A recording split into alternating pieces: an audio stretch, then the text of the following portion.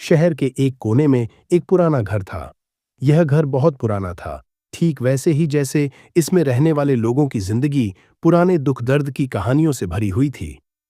इसी घर के एक कोने में रहता था रफीक, एक बेरोजगार, लाचार युवक।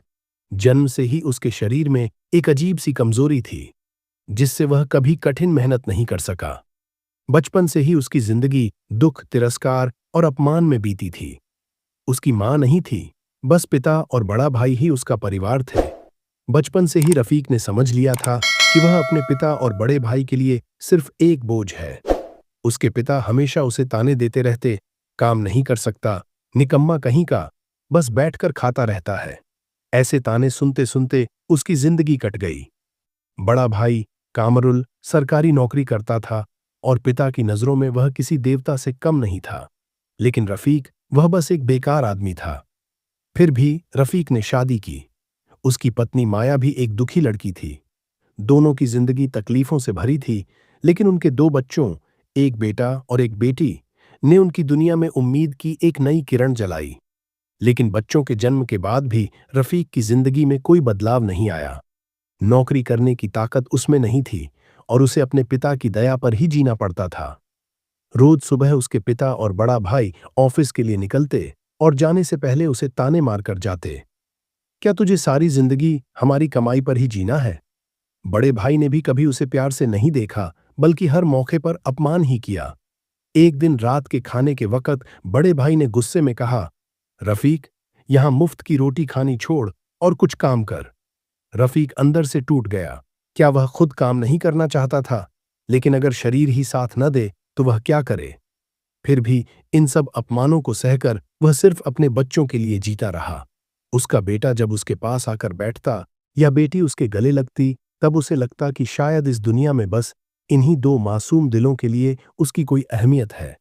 एक दिन उसका बेटा रोते हुए आया और बोला, अब्बू, क्या आप हमें छोड़कर चले जाओगे? रफीक चौंक गया। उसने बेटे को गोद में उठा लिया। नहीं बेटा, मैं तुम्हें छोड़कर क्यों जाऊंगा? बेटे ने रोते हुए कहा, दादू और चाचा कहते हैं कि तुम हमें छोड़कर चले जाओगे क्योंकि तुम हमारे लिए बोझ हो। रफीक का दिल कांप उठा। उसके अपनों ने ही उसके बच्चों के सामने यह सब कहने में एक बार भी नहीं सोचा। क्या इतनी बेरहम थी यह दुनिया? रात को वह आंगन में अकेला बैठा था। आसमान की तरफ देखते हुए वह सोचने लगा, अगर उसकी मां होती तो क्या वह इतना तिरस्कृत महसूस करता? वह अपनी मां का चेहरा तक याद नहीं कर सकता था। जब वह 4 साल का था, तभी उसकी मां दुनिया से चली गई थी। उस रात वह बहुत रोया, ऐसा रोया जिसे सिर्फ रात का अंधेरा ही सुन सका। अगली सुबह जब वह उठा तो उसे महसूस हुआ कि उसका शरीर अजीब सा लग रहा था। सिर चकरा रहा था, शरीर में ताकत नहीं थी। फिर भी उसने अपने बच्चों को गोद में उठाया। वह उनसे एक पल के लिए भी दूर नहीं रहना चाहता था। उसी दिन उसके पिता ने फिर उसे ताने दिए। बड़ा भाई अपनी पत्नी के साथ बाहर घूमने चला गया। लेकिन रफीक, वह सिर्फ सोचता रहा कि इस दुनिया में उसका कोई नहीं, सिर्फ उसके 2 बच्चे। शाम को वह घर के एक कोने में चुपचाप बैठा था। उसके सामने अंधेरा छा रहा था। उसकी पत्नी माया पास आई और बोली, तुम इतने चुप क्यों हो? रफीक ने कुछ नहीं कहा, बस उसकी हाथ पकड़कर धीरे से बोला, माया, अगर मैं रहूं या ना रहूं, हमारे बच्चों का ख्याल रखना। इतना कहने के बाद अचानक उसका शरीर सुन्न पड़ गया। रफीक की निसहाय जिंदगी, उसकी तिरस्कृत जिंदगी एक कोने में खामोश पड़ी रह गई। बस उसकी पत्नी और बच्चों की आंखों में आंसू बाकी रह गए। अगली सुबह जब उसके पिता और बड़ा भाई उसे बुलाने आए तो देखा, रफीक अब इस दुनिया में नहीं रहा। उस दिन पहली बार उसके पिता की आंखों में आंसू आए। बड़ा भाई भी स्तब्ध रह गया, लेकिन तब तक बहुत देर हो चुकी थी। रफीक इस दुनिया से चला गया, एक ऐसी दुनिया से जहां उसे कभी प्यार नहीं मिला, जहां उसे सिर्फ बोझ समझा गया।